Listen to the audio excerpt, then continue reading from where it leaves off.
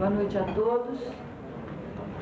Foi com muito prazer que, afinal, eu acabei sendo convidada para fazer a apresentação do Dr. Carlos Alberto Donos Maluf, que é meu amigo, é o coordenador desse curso e, na verdade, hoje é o palestrante desse curso de desapropriação, que ele mesmo coordenou, organizou e vai fazer essa palestra hoje sobre ação de desapropriação. Dr. Carlos Alberto é advogado, é professor de Direito Civil na Faculdade de Direito da Universidade de São Paulo, aqui do Largo São Francisco.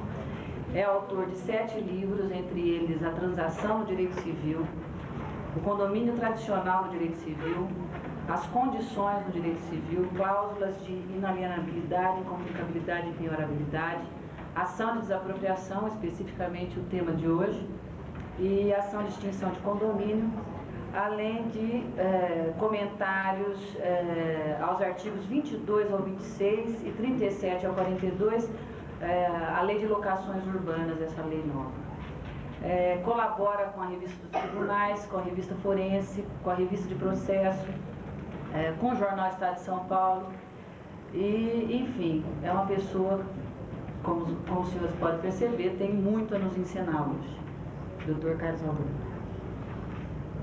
Eu agradeço as palavras da minha cara colega Laís, conheço de longa data, apesar de ser bem mais jovem, e queria, em primeiro lugar, agradecer a presença dos senhores no curso que ontem se iniciou com a palestra brilhante do professor Cretella Júnior, que foi meu professor há 25 anos atrás e continua que nem vinho, quanto mais velho, melhor.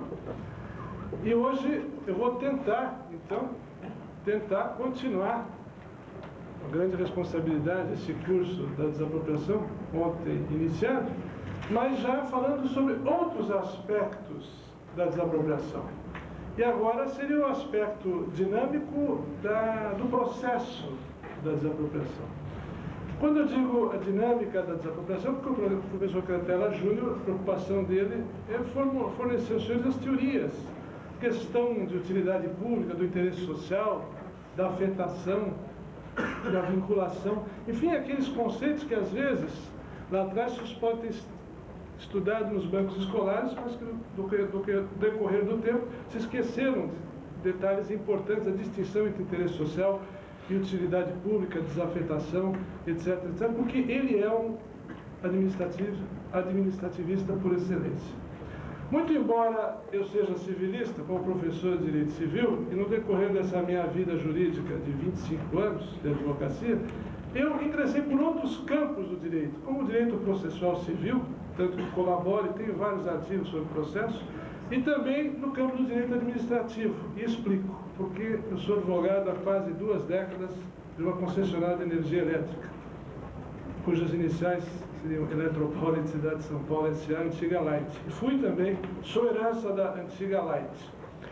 Além disso, milito no meu escritório particular de advocacia, sou advogado por opção, porque gosto da profissão, muito embora tenha sido indicado por 2 vezes a integrar o 5º Constitucional de São Paulo, há 3 anos atrás, estava em lista tríplice, e na hora H eu preferi continuar sendo advogado. Ia ser indicado, só que achei que a minha avó tinha que muito mais dar como advogado do que como magistrado mesmo de 2º grau. Achei que a minha vocação era a combatividade, que sempre foi a minha característica. Eu gosto de contencioso, usando a linguagem chula de briga. Então é com esse espírito, não de briga, mas de esclarecer aos senhores, é que eu me proponho a fazer essa palestra de hoje, tentando em 1 hora, 1h15, falar sobre aspectos principais do processo expropriatório, que para muitos parece ser um processo simples. Quem não conhece o processo expropriatório, para o leigo, para o advogado, a contestação é muito simples, é só contestar, não posso entrar no mérito se eu posso ou não desapropriar, só posso impugnar valor, só que o leigo não sabe quais os percalços que enfrenta o advogado ao propor uma simples ação de desapropriação, para saber contra quem que ele vai propor, ou então o réu, quando vai levantar o preço, a dificuldade, se não tem um título devidamente registrado, levantamento de preços, se tem que querer alvará de levantamento, etc, etc. Então, é sobre toda essa problemática que nós vamos nos propor a falar na aula de hoje. Portanto, na ação de desapropriação propriamente dita, em primeiro lugar, nós temos que ter o decreto expropriatório. E o decreto expropriatório, que é emanado tanto do poder da União, do Estado, do município, ou então aquele poder das concessionárias, vindos do poder concedente, verba e graça, no caso das concessionárias de energia elétrica, a União Federal, porque compete à União legislar sobre energia elétrica conforme preceito constitucional. Tanto a de 46, a de 69 e agora a de 1988. Portanto, em primeiro lugar, para que se tenha uma ação de desapropriação, nós temos que ter um decreto expropriatório. Esse decreto expropriatório que vale por 5 anos. E o poder público, o poder expropriante, teria 5 anos para exercer o seu direito, depois de editado e publicado o decreto no Diário Oficial, para ingressar com esta ação de desapropriação. Se não o fizer, decai de seu direito e ele só pode renovar depois de 1 ano por mais 5 anos. Ora, essa questão de caducidade ou de decadência do direito, os senhores não devem confundir com a prescrição, porque a caducidade não se interrompe e não se suspende. Portanto, se o prazo de decadência se vencer no sábado, o expropriante tem que entrar em juízo na sexta-feira, porque se ele entrar na segunda-feira, ele está fora de prazo. E aí tem mais uma agravante. O poder público teve 5 anos para ingressar em juízo com a ação de desapropriação. Como é que ele pode ousar pedir urgência na emissão provisória? E aí o juiz vai dizer, bom, o senhor teve 5 anos para pleitear a desapropriação, agora o senhor quer urgência na emissão de posse? É outro problema que nós vamos enfrentar hoje, quando estivermos estudando a emissão provisória na posse do imóvel expropriado. Além do decreto expropriatório, que é o primeiro ato, é o ponto de partida para qualquer ação expropriatória, paralelamente a isso, nós temos o chamado esbulho possessório cometido pelo poder público, que vai ser objeto da aula de amanhã da professora Odete Medawar. Mas, de passagem, eu quero dizer aos senhores, e aqueles mais perplexos que vão dizer, mas o poder público comete esbulho possessório? E como? O DR, desculpe se tem algum procurador do DR aqui, é o zero e vezeiro em construir estrada, sem se importar se a área de A, B ou C. Se não tiver cercado, ele entra, coloca as máquinas, pois o problema é do particular que vai reclamar. Sabendo ele que se o particular não tiver título, não pode entrar com a ação de desapropriação indireta, porque ele não tem legitimidade. Então é a discussão do título. Eu, para poder ter legitimidade para ingressar em juízo com uma ação ordinária de indenização por apossamento administrativo, eu tenho que ser titular de domínio. Se eu não tiver título, eu sou carecedor da ação, vou ser parte legítima e vou ser condenado a pagar o ônus da sucumbência. Então isso é pré-requisito para a ação ordinária de indenização, que vai ser objeto da aula de amanhã. Voltando, portanto, à nossa questão central, que seria a ação de desapropriação direta, em primeiro lugar, nós temos que ter o decreto expropriatório publicado. Esse é o ponto de partida. Partindo do decreto expropriatório e tendo a pressuposição que o poder público vai ingressar em juízo nos próximos 5 anos, na petição inicial, é claro que o poder público vai mandar citar o expropriado, ou pelo menos o nome na qual esteja na matrícula, na antiga transcrição do registro imobiliário, se ele tiver dúvida, algum compromissário, e é claro que alguém vai ter prazo para contestar esta ação. Só que já o primeiro problema surge na questão da competência das várias justiças que nós temos no Brasil. E no estado de São Paulo, uma grande polêmica vem surgindo, do qual eu sou, não digo um líder, para usar um estrangeirismo, mas sou um dos que mais tem combatido esta ideia da questão da competência das fazendas públicas e da Justiça Federal. Por quê? Porque hoje o senhor sabe que nós não temos mais, na capital de São Paulo, nem a fazenda estadual e nem a fazenda municipal. Estão todas aglomeradas dentro de 11 varas da fazenda pública. 11. E temos também 20 varas da Justiça Federal, só que algumas são justiça que cuidam de âmbito do foro criminal. O grande problema que vem surgindo recentemente, é a não aceitação dos juízes federais das ações propostas pelas empresas de energia elétrica, Verba e Graça, Eletropaulo, CESP, Furnas, etc., dizendo que não há mais interesse da União nesses processos movidos pelas empresas concessionárias de energia elétrica. Por quê? Porque entendem esses juízes de primeiro grau, monocráticos, de que com a Constituição de 88, hoje com a Advocacia Geral da União, a União só teria interesse se ela realmente fosse parte, desde que ela avocasse para si o interesse nesses processos, conforme preceituava a súmula 62 do antigo Tribunal Federal de Recursos, que compete à União legislar, ou então a competência é da Justiça Federal, se a União chamasse para si o interesse do processo. E não sei por que motivos, ou por que razões, os procuradores da República houveram por bem não aceitar mais essa competência, dizendo que não havia interesse da União, porque se a Eletropaulo não pagasse, ela seria simplesmente a concessionária e o poder concedente seria a União. E a grande discussão que se tem é a seguinte: a concessionária, ela é uma simples concessionária, como o próprio nome diz.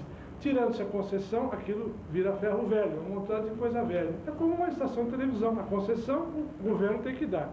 Como compete à União legislar sobre energia elétrica, a tese que tem sido vencedora, e eu tenho sido um dos defensores, é de que compete à União legislar sobre energia elétrica. Então, a competência teria que ser da Justiça Federal.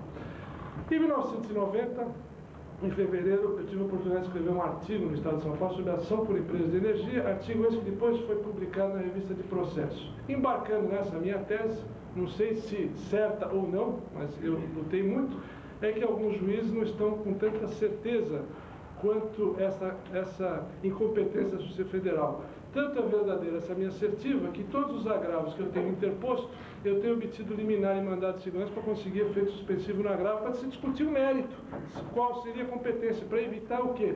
Suscitar conflito de jurisdição, de competência que tenha havido entre a Justiça Federal e a Estadual, porque os juízes estaduais também não aceitam essa competência, achando que compete à União legislar sobre energia elétrica. Então esse é um problema sério que vem sendo discutido e ainda não temos uma decisão ainda total. Além da competência, portanto, já falamos do decreto expropriatório. Passamos agora à questão da competência. É claro que na competência da Fazenda Pública, o que é prefeitura, a César, o que é de César, a prefeitura vai desapropriar, o metrô, as autarquias, concessionárias, etc., etc., e as empresas concessionárias, que podem ser sociedades anônimas. Como no caso da Eletropaulo, ela é uma sociedade anônima, não foi criada por lei, portanto, não é sociedade de economia mista. É um engano que muitas pessoas pensam que a Eletropaulo seja uma autarquia. Não é, ela simplesmente é uma sociedade anônima, apenas o Estado de São Paulo detém 47% de seu capital. Ela não sendo criada por lei, ela não pode ser de sociedade de economia mista. E muita gente pensa que a Eletropaulo tem a mesma natureza jurídica de outras autarquias, etc., etc. Lê do engano. Ela simplesmente é uma sociedade anônima, é uma concessionária de serviço público federal de energia elétrica. Da competência, passaríamos, portanto, à petição inicial, que já dissemos, tudo aquilo que deve constar no pedido inicial, na peça exordial, para que a petição não seja considerada inepta, ferindo os princípios básicos do artigo 295 do Código de Processo Civil. E é claro que a causa pretende, depois que eu peço nessa desapropriação, o pedido será o quê? O quê? A desapropriação plena do domínio ou então simplesmente a constituição de uma servidão. E como se dá esta constituição da servidão? A constituição de servidão pode se dar para a passagem de uma simples linha de transmissão de energia elétrica, pode se dar para a passagem de uma adutora da Sabesp, por exemplo, que pode ser aparente ou não, pode ser subterrânea, e se for subterrânea, nós teremos um gravame muito grande, que eu não posso construir uma casa em cima de uma adutora, porque vai ter que haver conservação por parte da Sabesp. Então eu tenho que constituir uma servidão, e às vezes se o terreno for urbano, a depreciação é muito maior do que no terreno de zona rural ou zona de pouca densidade populacional.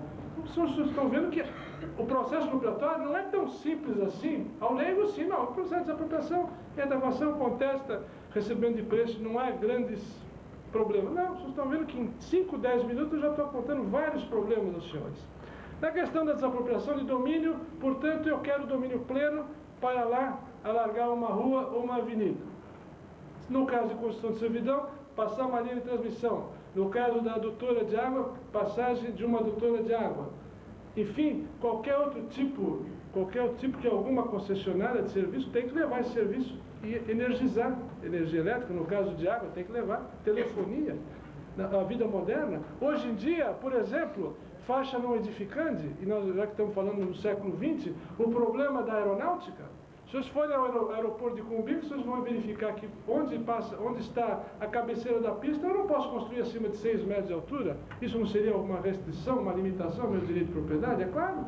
Se eu não posso construir, o meu preço do metro quadrado vai cair verticalmente. Se eu podia ali edificar 7 andares, e com a mudança, desapropriação do aeroporto, o meu terreno não vai ser desapropriado, mas eu vou sofrer uma limitação ao meu direito de propriedade. A faixa não edificante, que o DR impõe aos proprietários de terrenos próximos às estradas, que eu não posso construir a X metros do leito carroçável, entendendo que amanhã poderá haver um alargamento. Então, existem decisões divergentes do antigo Tribunal Federal de Recursos e do próprio Supremo Tribunal Federal, dizendo que se a faixa edificante fosse dentro da zona urbana, teria que haver indenização. Se fosse em zona rural, não teria que haver indenização. Então, os senhores estão vendo os problemas. Questão de fundo de comércio. Se é indenizável ou não o fundo de comércio para o inquilino que perde o fundo de comércio de 20 ou 30 anos. Muito bem. Na inicial, portanto, eu proponho ação e a causa pretende, se eu vou desapropriar, o domínio ou simplesmente instituir a servidão. E nessa servidão não sou eu que vou estabelecer o percentual de 30%, 40% ou 50% do valor do domínio. Isso quem vai determinar é o perito. E hoje nós já temos normas do IBAP, Instituto Brasileiro de Avaliações e Engenharia, temos normas do IBAP de que se a servidão for em zona urbana, o poder público é obrigado a pagar pelo menos até 70% sobre o valor de domínio. Se for em zona rural, 33%, ou mais ou menos 1/3 do valor de domínio. Mas esses percentuais não são rígidos, não são fixos. Eu diria, mal comparando, que seria como numa ação de alimentos, que a jurisprudência, a tendência hoje é de 30% daquilo que a pessoa ganha como alimentos, está aqui a catedrática no assunto, para mulher e filhos menores. Mas isso não é regra. Quer dizer, em tese, é uma jurisprudência, que se amanhã a mulher provar que a mulher tem condição de pagar 50%, o que ela precisa de 50%, o juiz vai fixar. Mas isso não é uma lei. E em matéria de servidão, a jurisprudência, mais ou menos, a tendência da jurisprudência foi que zona urbana teria que ser pelo menos 66%. Mas não é só. Existem casos em que, se houver o corte do terreno no meio, eu invalido o terreno, e aí não há que se falar em servidão, mas sim em desapropriação de domínio. Por exemplo, se eu tenho um lote de terreno de 250 metros quadrados, 10 por 25, se eu corto esse terreno ao meio, eu não posso falar em servidão. Se eu então coloco uma linha de transmissão na frente do terreno, eu corto a testada do imóvel, eu vou entrar com o automóvel, é um risco que eu tenho. Então eu perdi o imóvel. Não se pode falar em servidão, é questão de bom senso. O direito nada mais é do que bom senso. Portanto, já vi decisões em que o juiz, numa fazenda, fixou a servidão em 90% e não em 100%, porque se ele fixasse em 100%, o poder público poderia colocar um muro. E aí a pessoa, para colocar o seu gado, teria que dar a volta pela estrada ou por outra fazenda. Então ele deu 90%, porque aí pagava-se 90%, mas não se podia construir o muro. Quer dizer, ele mantinha a servidão de passagem. Quer dizer, é o feeling que o juiz teria que ter, em caso por caso. Além dos requisitos ou dos pré-requisitos da causa petente, daquilo que eu vou oferecer, a tendência do poder público, pelo decreto 3365, feito naquele regime de exceção de Getúlio Vargas, era o valor venal do imóvel. E aqui eu me rebelo em gênero, número e grau. Apesar, estou olhando lá para a Câmara, de ser advogado de concessionária, eu me nego peremptoriamente a oferecer valor venal, porque eu sei que é um valor irreal, e até seria uma litigância de má-fé, perdoe-me esta ênfase, oferecer hoje valor venal numa coisa que sabidamente que a gente sabe que vale 10 ou 20 vezes mais. É claro que nós temos exceções. Hoje, alguns municípios têm os seus valores venais muito elevados. Antigamente havia muita distorção. Hoje, como os prefeitos precisam de dinheiro, manipulam as câmaras dos vereadores e conseguem subir as alíquotas, e os valores venais hoje estão acima do que os próprios valores reais. A gente não consegue vender hoje uma propriedade às vezes pelo valor venal. Mas nem sempre foi assim. Então essas distorções sempre existiram. Na capital de São Paulo, por exemplo, todo mundo sabia que o valor venal era ínfimo. Era 10, 20 vezes menor que o valor real. Aí ia chegar no poder público e ia desapropriar e desalojar o sítio que tinha uma casa única. Criava-se aquele problema social. Para minimizar esse problema, no governo Figueiredo, em 1970, foi editado o famoso Decreto 1075/70, de 22 de janeiro de 1970, que regulamentava a emissão de posse início litis para os imóveis urbanos habitados pelos proprietários ou compromissários compradores. Por esse decreto, dizia o seguinte, que o poder público ingressa em juízo se lá residir o proprietário, o compromissário comprador, e esse proprietário impugnando o preço no prazo de 5 dias, e aí o prazo é menor, não é o prazo de 15 dias da resposta do Código de Processo Civil, mas é um prazo especial da Lei 1075, o proprietário teria 5 dias para impugnar o preço. Impugnando o preço, o juiz nomearia um perito para se fazer um laudo provisório. E aí surgia o calvário do expropriado e do próprio perito, que o juiz dava um prazo de 48 horas às vezes, ou até 5 dias, para o perito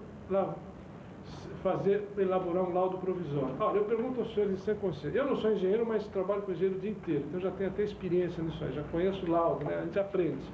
Muito bem. Como é que o engenheiro vai fazer o laudo provisório de uma casa? Não existe isso. Quer dizer, a lei, ela melhorou porque minimizou, evitou colocar uma família na Rua da Amargura, na Sarjeta, embaixo da ponte. Mas como é que ele ia fazer um laudo provisório? E a lei determinava o seguinte, feito o laudo provisório, o poder público terá que depositar 50% do preço. Pô, mas não entra na cabeça de ninguém. Exemplo, o caso da Faria Lima, eu até escrevi um artigo agora recente para a revista Tribuna do Direito. Por que se vale 100 mil reais, vamos falar em real, por que eu vou depositar só 50 mil reais? Se a Constituição de 88 diz que tem que ser prévio, justo e em dinheiro, não em caso de reforma agrária, que é tido a dívida agrária, é outro confisco que nós vamos falar no final da aula, mas em desapropriações normais. A Constituição diz, e a Constituição de 88 não inovou, a Constituição de 69, a de 46 já falava que era prévio, justo e em dinheiro. Só que a gente sabe que, infelizmente, no Brasil, ela nunca é prévia, nunca é justa. Pelo menos é em dinheiro, mas quem vai receber é o espólio do neto, que leva 20, 30 anos ou uma desapropriação. E o espólio do neto do advogado que vai receber esses honorários. De forma que é esse o quadro que se pinta. Eu não estou pintando ele pior, e os senhores que estão sabem disso, porque com a minha experiência, né, acho que eu passei por mais de 4, 5 mil processos que eu já atuei nesses 20 anos, eu posso dizer de cada, como expropriante e como expropriado, sofrendo dos dois lados. Porque como expropriante, o processo demora tanto que o expropriante acaba pagando juros compensatórios 10 vezes maior do que o valor da indenização. Como expropriado, aquela expectativa de não conseguir receber nunca. Portanto, a questão do decreto 1075 veio em boa hora, veio em 1970, minimizou o fantasma da desapropriação para as famílias carentes. Porque uma coisa é desapropriar o Grupo Votorantim, outra coisa é o senhor Roberto Marinho, não vai representar ninguém. Agora, aquele coitado, com sacrifício, comprou sua casa, isso não é novela mexicana, mas é a realidade, e aí de repente vem o poder público que quer tirá-lo de lá. Aí o coitado às vezes compra um loteamento clandestino, irregular, não tem título em ordem, tem um documento particular, só que não dá registro, porque é clandestino, não tem desmembramento, não existe lançamento do imposto daquele lote que é clandestino. Aí o poder público fala, não, eu só pago, só faço acordo se o senhor me apresentar o título de propriedade. Olha, ele fala, eu quero morar aqui, eu não estou preocupado em fazer negócio imobiliário. Então emperrava, a máquina emperrava. Aí, eu que não sou Colombo e não descobri o ovo de Colombo, um dia eu cheguei e falei, meu Deus do céu, por que essa implicância toda? O que quer o poder público? Não quer a posse? Então por que se discutiu o título? Vai lá, quem que mora lá? Fulano de tal. Ele é o proprietário? Eu não sei. Ele mora na casa? Mora na casa. Vamos adquirir a benfeitoria, pagamos a benfeitoria, derrubamos a casa, e depois não se paga o preço do terreno. O preço do terreno vamos discutir judicialmente, mas pelo menos eu tiro o problema da minha frente. Quer dizer, eu paguei a benfeitoria e tiro a pessoa que está. Quer dizer, ninguém pensava nisso, eu comecei. E começou a dar certo, comprar a benfeitoria, porque na persuasão de quem mora no imóvel está na posse. E o que eu queria? Na posse.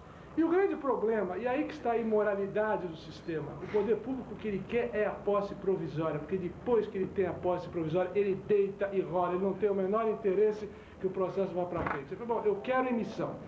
Isso, qualquer poder público faz isso, ou por fins eleitoreiros, etc, etc. Isso é normal no ser humano, ele não quer saber depois a consequência do ato, quem vai pagar, qual a administração que vai pagar aquela indenização. Vai deixar um rombo enorme, incomensurável. E é isso que E é isso que eu, que sou neutro, quando eu escrevi esse livrinho, agora o outro que está lá no Prelo, sobre a teoria e prática da desapropriação, completa isenção de ânimo. Falei, isso aqui não tem cor, não tem religião, é a realidade. Quer dizer, o que é possível fazer? Vai oferecer valor venal? Não pode. Então, graças a Deus, o próprio Superior Tribunal de Justiça, criado pela Constituição de 88, hoje não aceita mais aquela regra injusta do Decreto 1075, que tem que depositar 50% do preço. Entende alguns ministros do STJ, inclusive o Peçanha Martins, qual eu trouxe esse voto, desse artigo que eu escrevi aqui para a Tribuna do Direito, dizendo o seguinte: estão derrogados pela Constituição de 88 os artigos 3º e 4º do Decreto 1075/70. É quase que já uma jurisprudência vencedora no Superior Tribunal de Justiça. É bem verdade que lá existem aqueles ainda fazendários que defendem o poder público, uns 2 ou 3 anos, a coisa não está pacífica, mas a tendência do STJ é dizer, se é prévia, justa em dinheiro, que não entra na cabeça de ninguém que eu pague só 50% do preço. No final da aula eu vou ler aos senhores esse magistral voto, uma parte dele, para não quebrar essa sequência, do voto do ministro Peçanha Martins, lá do Superior Tribunal de Justiça.